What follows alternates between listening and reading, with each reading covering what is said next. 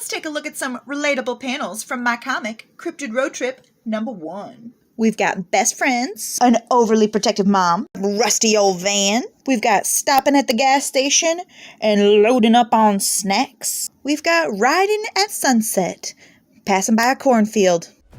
Then we've got driving at night and seeing a shadowy figure and wait, what is that?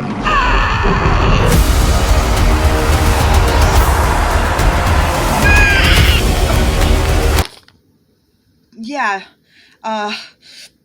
definitely normal road trip related stuff that's not bad or weird or strange, and it's available in physical and digital copies today.